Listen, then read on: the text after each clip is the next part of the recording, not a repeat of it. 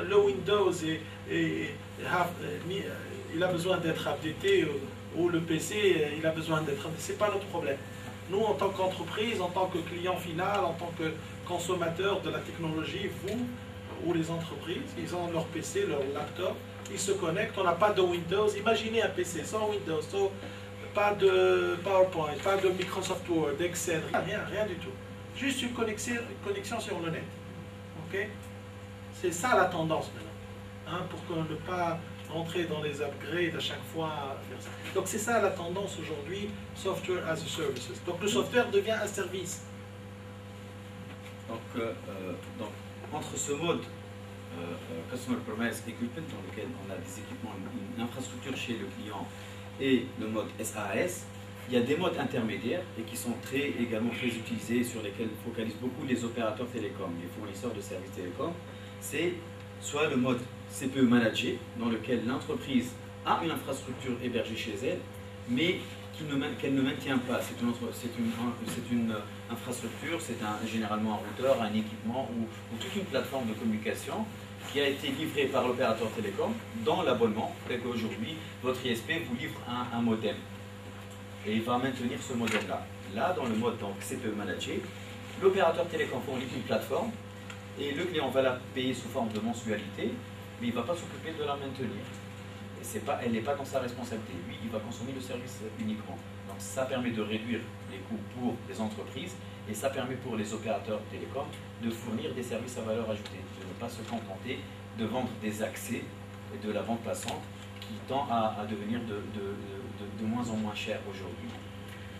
Un autre mode également qui est Hosted Communication Solution, dans laquelle les opérateurs télécoms, on peut imaginer Tunisie Télécom, hébergent donc une grande plateforme de communication dans laquelle il y aura des PABX-IP, des plateformes de collaboration, de la messagerie unifiée, etc. et qui va vendre cette plateforme-là à distance, donc elle sera hébergée chez Tunisie Télécom, mais elle va vendre des accès, des terminaux, des IP phones, des clients soft aux entreprises. Donc la plateforme centrale, il n'y en a qu'une seule, elle est hébergée dans le data center de Tunisie Télécom, de l'opérateur télécom. Elle sera virtualisée, donc mutualisée. Tous les clients vont avoir une vue logique. Tunisie Télécom aura un cluster physique de call manager, mais derrière, dans ce call manager, il va y avoir plusieurs entités logiques, plusieurs espaces logiques, dial plan privés qui correspondent à des clients différents. Et donc cette plateforme unique, elle sera optimisée en termes d'utilisation et les clients n'auront pas à payer son prix, ils vont payer des mensualités. Donc ça c'est le mode hosté. Et puis on a donc le mode SAS. Le mode SAS qui fait peur aux opérateurs télécoms aujourd'hui. Pourquoi? Parce que un éditeur de solutions tel que Google n'investit pas en infrastructure réseau. Il utilise Internet.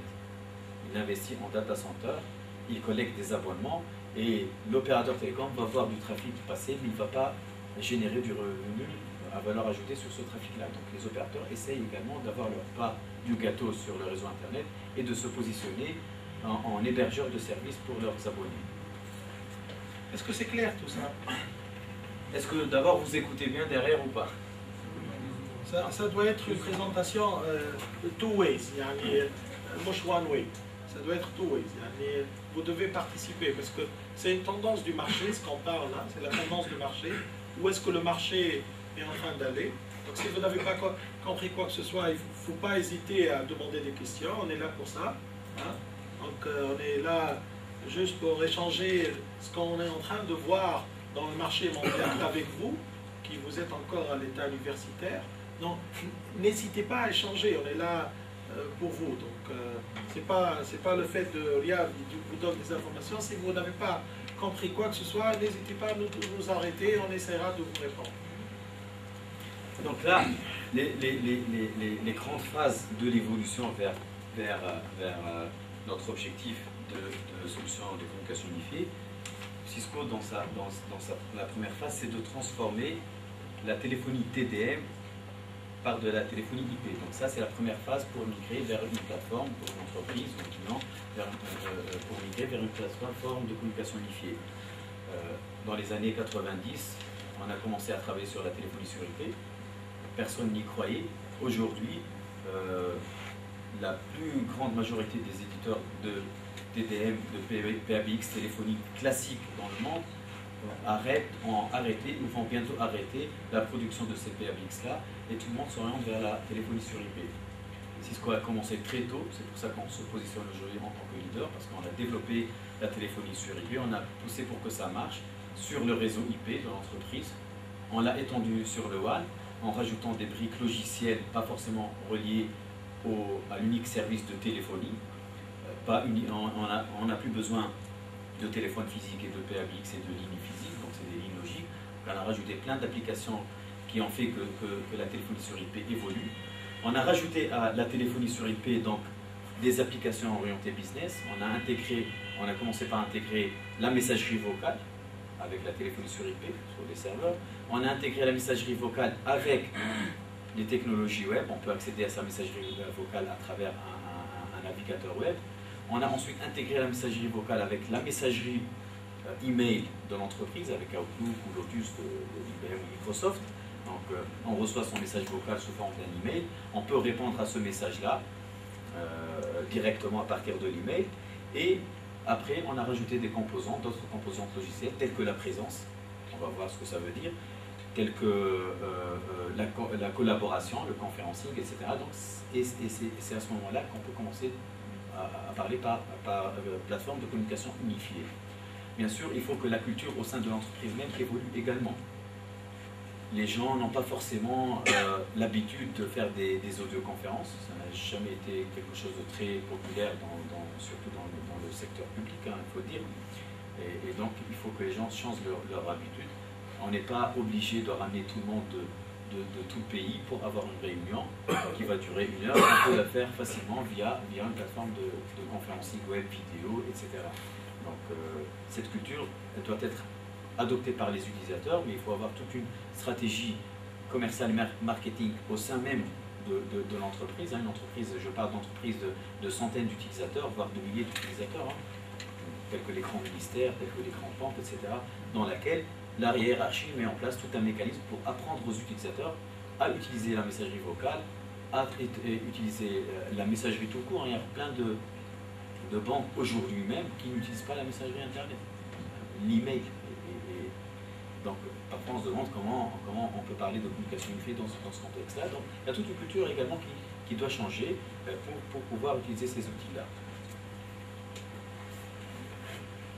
Si vous ne posez pas des questions, je vais vous poser des questions. Donc, j'ai 2-3 questions déjà.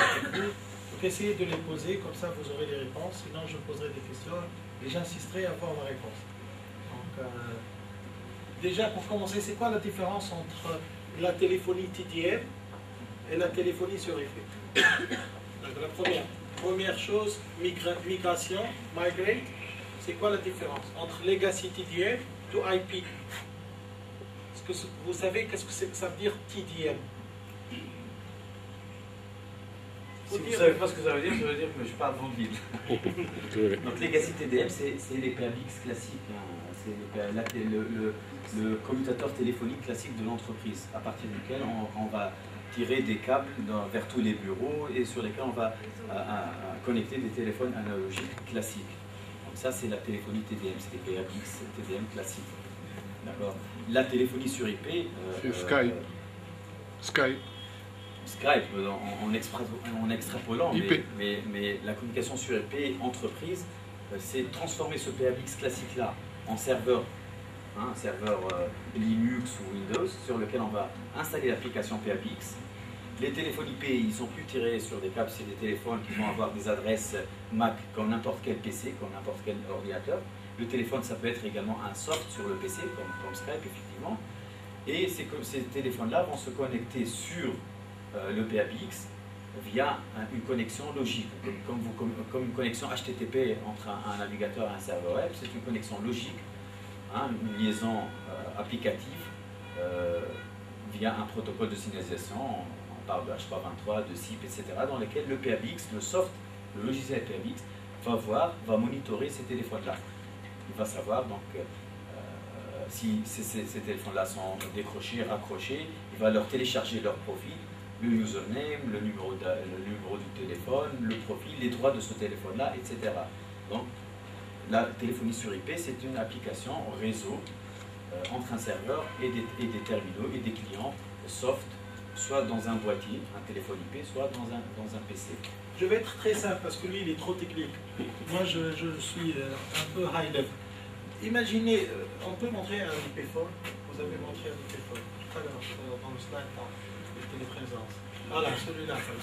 Vous voyez, ça, c'est un IP phone. Hein, c'est un téléphone. Un IP phone, c'est un téléphone. Hein, c'est comme un téléphone, mais avec un adressage IP.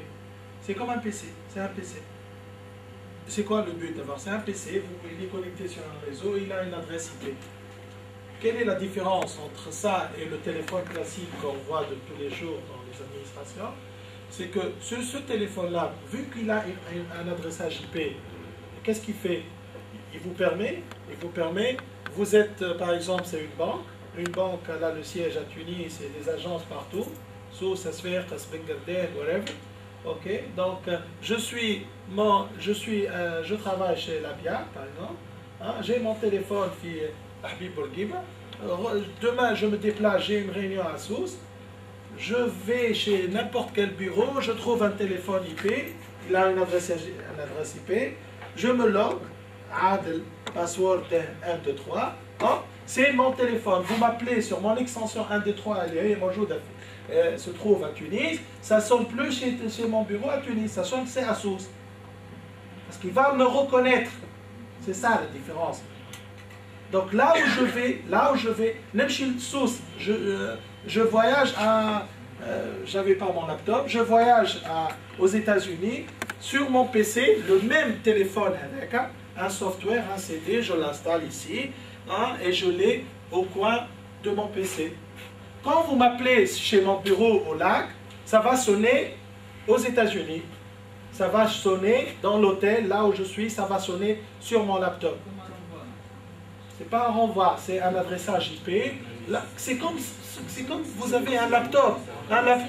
Là où vous êtes, vous le connectez, il reconnaît que c'est bien vous, c'est votre adresse IP, c'est bien Adel Temel.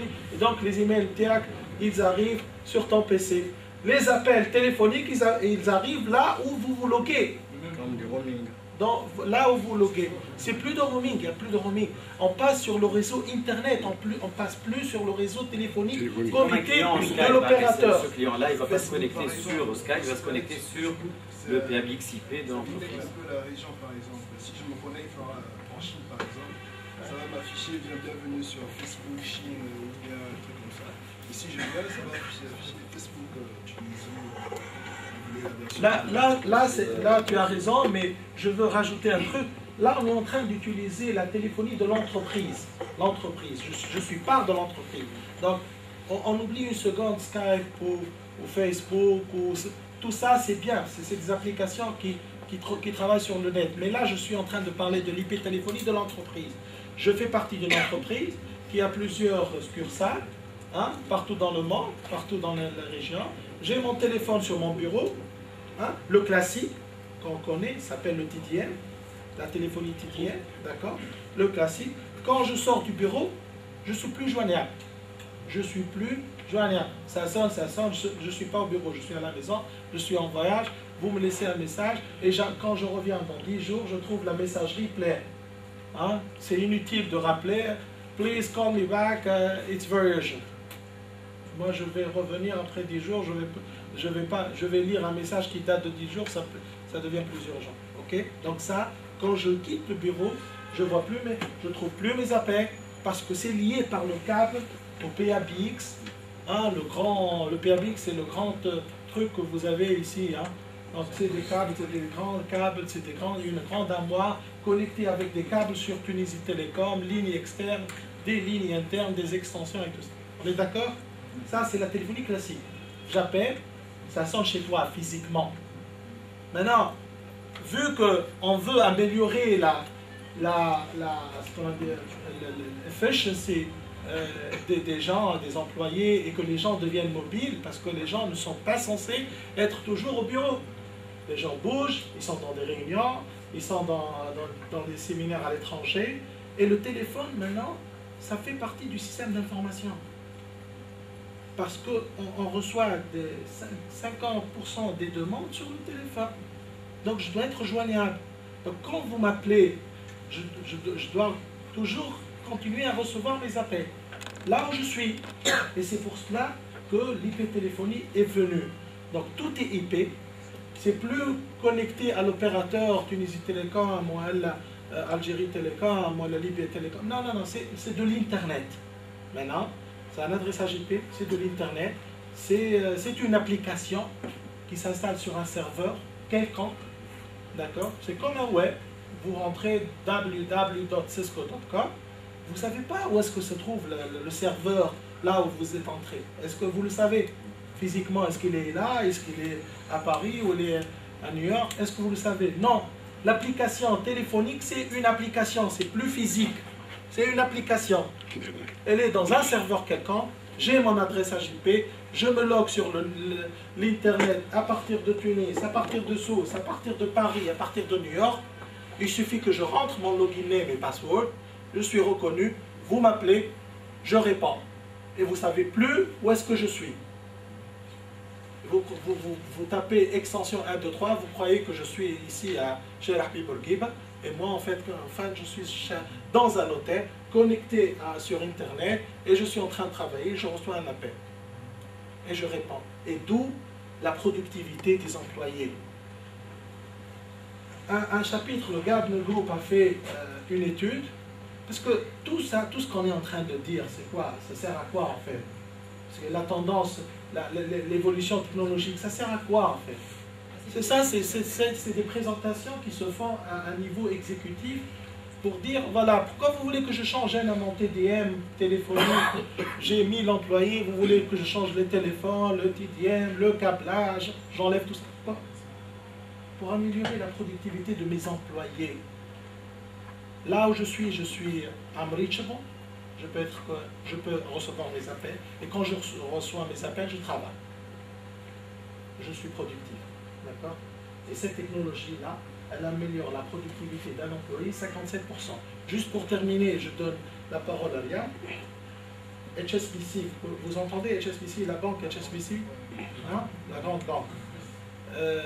En 2007, ils ont migré vers ce système-là, ils ont tout enlevé, c'est des milliards, ils ont tout enlevé. Et l'année prochaine, l'année qui est 2008, ils ont gagné moins 50 millions de dollars, moins 50 milliards. D'accord? Ils ont gagné de l'argent. Pourquoi? Parce qu'ils ont fait un calcul, tout simplement, au lieu d'ouvrir, parce que quand on ouvre une agence, il faut recruter des gens. D'accord? Donc les gens, ça coûte de l'argent. Hein? Les salaires, le CNSS, hein? tout le que vous connaissez. Donc ça coûte de l'argent pour la compagnie. Parce que ça améliore 57% de la productivité des employés. Ils ont dit, on va ouvrir, chaque année, on est en train d'ouvrir à peu près 11% de nouvelles agences. Imaginez un top, ils ont 1000 agences, et chaque année, ils sont en train d'ouvrir encore 110 agences, et ainsi de suite. Donc ils doivent recruter des gens, des systèmes d'information, des PC, louer des bureaux, et ainsi de suite, tout ça. Et donc, si la technologie, pareil, une technologie, nous fait améliorer la productivité des employés par 57%, ils ont besoin que 11%. Si ça améliore 11%, on va dire quoi? On n'a plus besoin de recruter des gens. Chômage. Et ça nous fait gagner beaucoup d'argent. Et beaucoup de chômage. Et ça nous fait... Non, c'est pas le chômage. Il y aura plein de choses, d'autres choses à faire. Au contraire, il ne faut pas voir les choses, c'est un bon point. Il ne faut pas voir les choses. La technologie avance, pas au niveau des systèmes d'information et des réseaux. Non, au contraire. Les réseaux sont en train de créer de nouveaux business. Parce que, et vous le voyez, ce n'est pas uniquement dans les systèmes d'information. Hein, le monde évolue d'une façon générale. Prenez n'importe quel exemple. Hein, les gens qui avaient de la vidéothèque, hein, où est-ce qu'ils sont? Ils sont partis parce que les gens téléchargent maintenant des films de l'Internet. Les gens qui vendaient des livres, ils sont toujours là parce que les gens ils lisent plutôt sur l'Internet. Donc il y avait des nouveaux métiers qui se créent. Hein. On n'a jamais entendu parler de Facebook. Moi, quand j'étais étudiant, je n'ai pas entendu. Maintenant, c'est honteux de ne pas avoir un compte Facebook. Hein. hein, comment tu chattes. C'est des nouvelles méthodes, c'est des nouvelles technologies qui s'ouvrent et il y aura encore plus. Hein, il ne faut jamais dire non, ça va. Au contraire, on crée de nouveaux business. Hein. Riyad, il va parler encore plus d'applications. Il n'y avait pas ces applications-là. Parce que qui a créé ça, c'est des développeurs. Vous pouvez être des développeurs d'applications. Hier, Riyad me disait sur un ingénieur, un ingénieur, junior engineer, hein, qui a créé une application sur le mobile. Hein. Riyad peut vous en parler. Pendant 2-3 semaines, il a fait 3 millions de dollars. Pour télécharger cette application sur votre portable, sur votre mobile, là, le portable, hein, une application qui fait, je ne sais pas, peut-être Riyad peut nous en parler, il y a plein d'applications hein, que vous pouvez créer, vous le mettez sur le net à $1 le téléchargement, $1. Il a fait 3 millions de dollars, ce monsieur.